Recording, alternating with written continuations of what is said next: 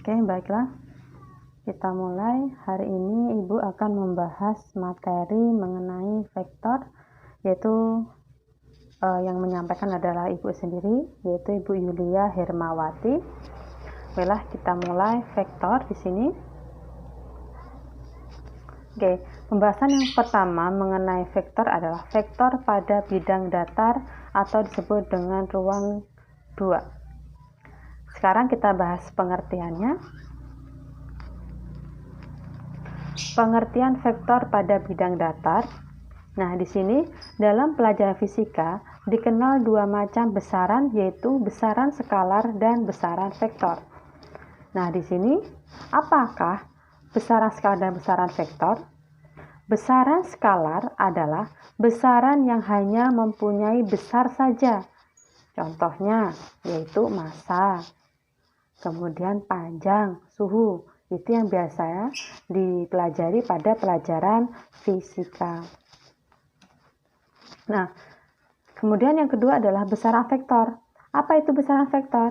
Besaran vektor adalah besaran yang mempunyai besar dan arah. Contohnya gaya, kemudian percepatan, dan lain sebagainya. Itu juga biasa digunakan dalam pelajaran fisika. Nah, kemudian sebuah vektor memiliki garis berarah dengan panjang, ruas garis menunjukkan besar, sedangkan arahnya menunjukkan arah vektor tersebut. Mungkin masih belum paham. Kita akan menuju yang berikutnya. Nah, di sini ada sebuah gambar. Nah, di sini titik P, ini berarti titik P. Titik P disebut dengan titik pangkal. Pangkalnya di sini. Atau titik asal vektor. Titiknya di sini asalnya. Sedangkan di titik Q itu disebut dengan titik ujung vektor. Nah, di sini titik pangkalnya P dan titik ujungnya Q ditulis dengan vektor P sama dengan P Q. Kenapa? Karena titik pangkalnya P, maka asal mulanya dari P menuju ke Q, maka ditulis vektor P sama dengan vektor P Q. Seperti itu. Nah, kemudian di dalam bidang datar kartesius,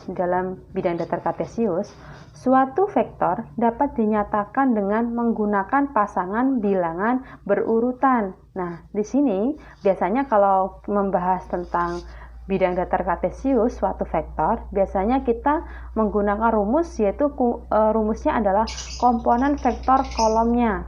Nah, di sini menggunakan komponen vektor kolom, yaitu rumusnya adalah apabila di sini yang terdapat dalam soal ini, dalam rumus ini, yaitu vektor PQ, maka sama dengan yang dihitung itu adalah Q diambil dengan P. Dibalik, yang pertama kan pangkalnya P menuju Q, tapi cara menghitungnya komponen vektornya itu yaitu dengan Q diambil dengan P sama dengan, nah di sini Q, kepunyaan Q masukkan di sini, X2 di sini, X2-nya di sini, Y2-nya di sini, kemudian baru P, P-nya di belakangnya, maka X1 dan di sini Y1. Mungkin masih belum paham, itu adalah rumus dari komponen vektor. Nah, nanti kita akan lihat ke contohnya biar lebih paham. Ibu jelaskan dulu mengenai rumus-rumusnya. Nah, yang kedua adalah kesamaan vektor. Jika menggunakan komponen vektor, dua vektor dikatakan sama jika memiliki komponen yang sama.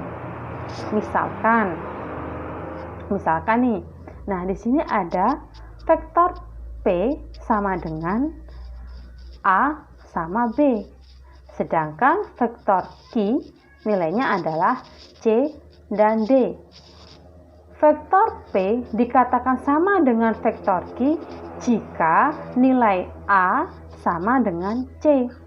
atau B nilainya sama dengan D. Itu yang dinamakan dengan kesamaan vektor. Tapi jika A dan C tidak sama atau B dan D tidak sama, maka itu bukan dinamakan kesamaan vektor. Kita lanjut. Nah, di sini ada sebuah contoh. Nah, di sini ada sebuah contoh. Diketahui koordinat titik A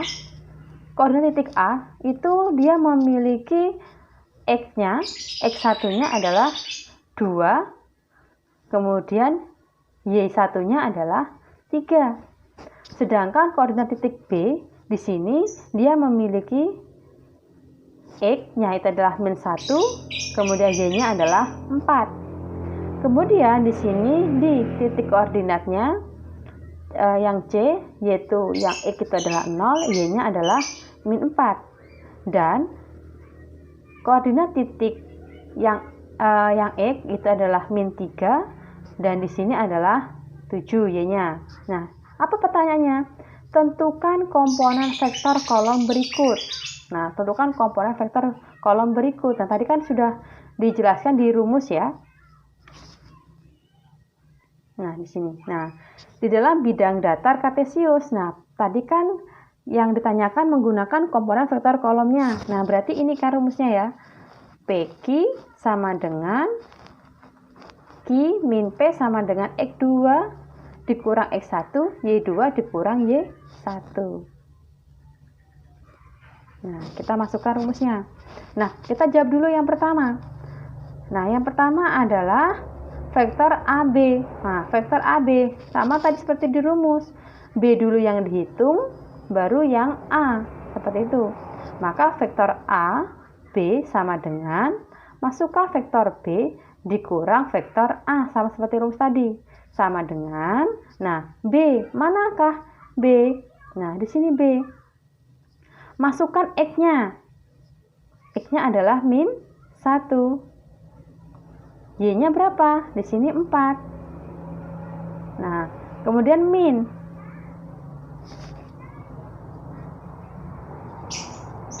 Nah, di sini min, di sini min. Ya. Kenapa min? Ya, karena soalnya di sini ada min. Min. Nah, kemudian yang A, koordinat titik A, mana A? Ini A. Nah, berarti X-nya 2, di sini tulis 2. Di sini 3, di sini ditulis 3. Lah, kalau misalkan di sini -2, tulis di sini min dalam kurung -2. Kalau di sini -3, berarti min dalam kurung -3. Kenapa ada 2 minnya? Karena di sini soalnya ada min. Min itu otomatis. Kalau di sini positif, ya nggak perlu tambahkan min lagi. Tapi kalau di sini ada negatif, tulis lagi. Min dalam kurung -2, min dalam kurung -3. Seperti itu. Nah, maka sama dengan komponen vektor kolomnya, berarti kita hitung. -1, -2, berapakah nilainya? -3. 4 - 3, berapa nilainya? 1. Itu ya. Nah, sekarang yang kedua. Yang ditanyakan adalah vektor DA. Maka dibalik, A dulu yang dihitung, yang kedua baru yang D. Sama. Carilah nilai vektor A. Titik A mana? Di sini A. Nah, berarti di sini X-nya berapa? 2. Y-nya berapa? 3. Nah, min, ikutin min. Min di sini min. Selanjutnya yang D. D yang mana? Ini. Nah, D-nya X-nya berapa? -3. Tulis di sini -3. Y-nya mana? 7. Maka di sini tulis 7. Nah, maka komponen vektor kolomnya yaitu 2 dikurang -3. Min kali min plus, maka 2 ditambah 3 hasilnya adalah 5. Kemudian 3 diambil 7, maka nilainya adalah -4. Oke. Jadi seperti itu untuk menentukan komponen vektor kolom. Loh, kenapa ini kok nggak ada kesamaan vektornya? Karena untuk nilai di sini tidak ada yang sama. -1 tidak sama dengan 2, 4 tidak sama dengan 3. Dan di sini juga 2 tidak sama dengan 3, 3 juga tidak sama dengan 7. Oke, seperti itu saja penjelasan Ibu. Untuk berikutnya adalah soal. Untuk soal ini,